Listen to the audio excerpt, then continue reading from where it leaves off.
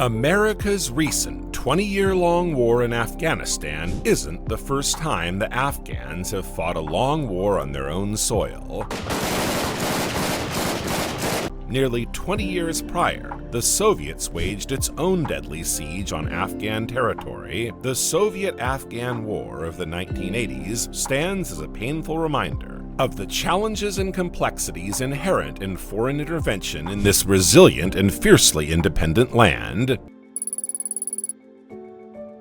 Have you ever wondered how Afghanistan became known as the graveyard of empires? A rugged land with isolated valleys where mixed tribal groups lived far from the politics of the outside world. Then bam, the 19th century hit, and the Russian and British empires were suddenly in a mad rush to carve up Asia. Afghanistan gets caught in the middle, its borders drawn haphazardly to act as a buffer between these two powerhouses. The result? A chaotic mix of ethnic groups split and merge without a second thought. Sounds like a recipe for trouble, right? And boy, did it set the stage for a tumultuous history.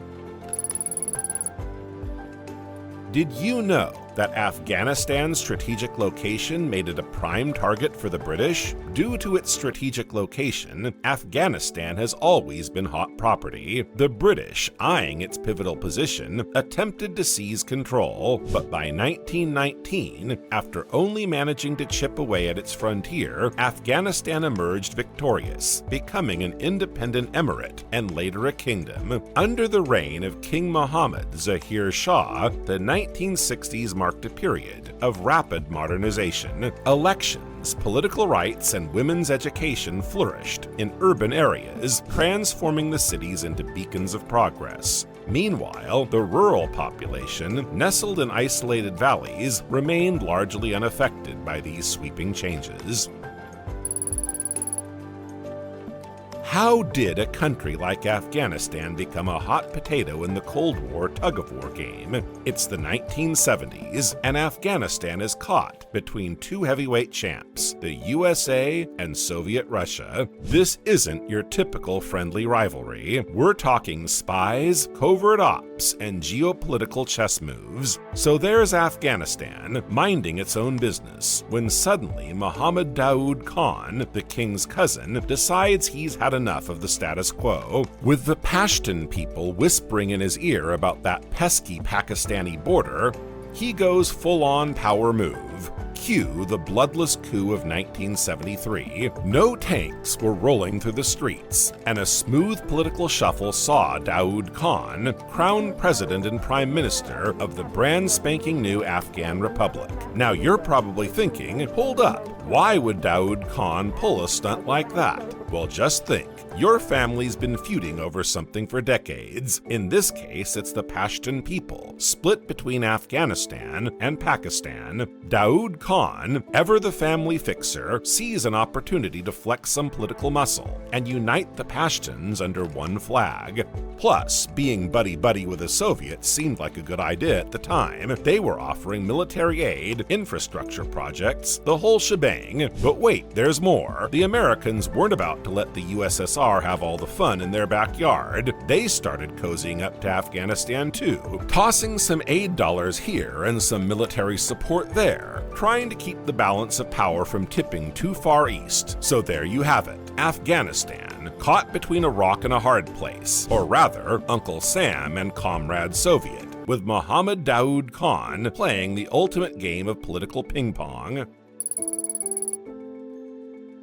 Guess what happened when Daoud Khan tried to shake things up with his progressive ideas? His Pashtun nationalism rubbed some folks the wrong way, sparking central tension. So what did he do? He cracked hard, clamping down on dissent and tightening civil liberties. But guess what? That move backfired big time. People weren't having it. They were fed up. Fast forward to April 1978. Revolution rocked the scene, kicking Daoud Khan to the curb. Who took over? None other than the Communist People's Democratic Party of Afghanistan, swooped in with Soviet backup. Talk about a plot twist. What happens when a country's ruler goes full throttle on reforms nobody asked for? Prime Minister Hafizullah Amin of Afghanistan did just that, with his PDPA crew shaking up rural life like a caffeine-addicted bull in a china shop. Predictably, folks weren't pleased. Their pushback was next-level intense. But wait, it gets crazier. Enter stage left, the Soviet Union, super anxious about their Islamic neighbors catching the revolution bug. So they swooped in like action heroes, seizing cities faster than a TikTok trend goes viral. But hold your horses. The local warlords, smelling trouble, slipped into the mountains and formed an Avengers-style team called the Mujahideen. Armed with grit and a severe case of "nope, not today," they launched a holy war against the Soviet invaders. And that, my friend, was just the start of a wild ride through the peaks and valleys of Afghan history. Have you ever wondered how a ragtag group of rebels in rugged mountains could shake a superpower to its core? The US and its allies, eyeing up the Soviet giant, decided to back these fearless fighters, the Mujahideen. Through Pakistan, they sent in all sorts of gear, weapons, gadgets, you name it, to keep the resistance alive. The Americans were all about stopping communism, and the Mujahideen dreamed of a free Afghanistan under Islamic rule in Pakistan. Well, they were all in for a big ol' Islamic coalition. So what happened next? The Soviets found themselves knee-deep in a guerrilla war that wouldn't quit. Every time they took out a Mujahideen fighter, two more popped up, ready to fight. It was like a never-ending game of whack-a-mole in the mountains.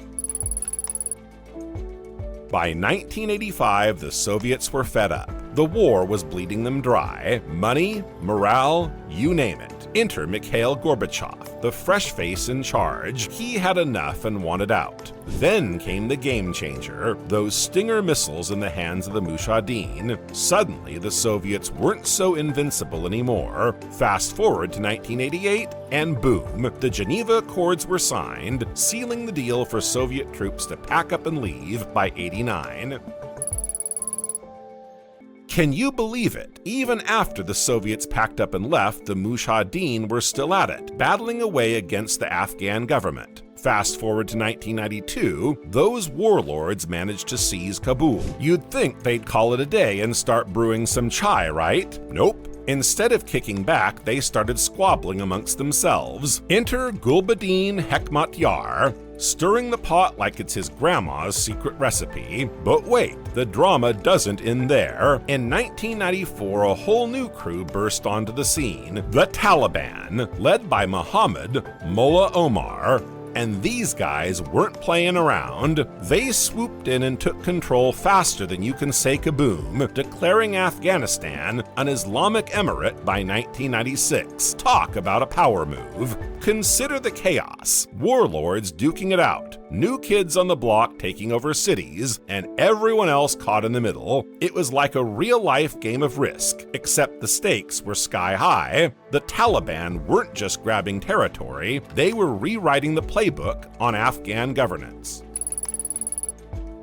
The situation escalated dramatically on September 11, 2001, when Al-Qaeda, under Taliban protection, orchestrated the devastating attacks on the World Trade Center. In response, the United States issued a demand to the Taliban: surrender Al-Qaeda leader Osama bin Laden. When the Taliban rebuffed this request, the US launched a full-scale military campaign against them, marking the beginning of the Afghan War. The legacy of the Afghan War continues to shape discussions on military interventions, national security strategies, and the global fight against terrorism, underscoring the enduring complexities of conflict resolution in the 21st century.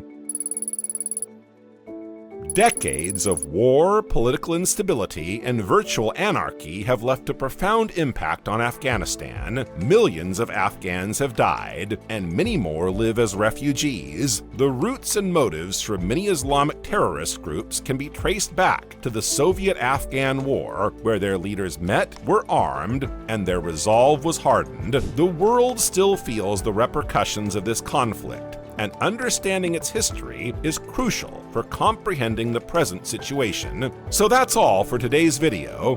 Please smash the like button and share the video. For more amazing historical videos, click the subscribe button.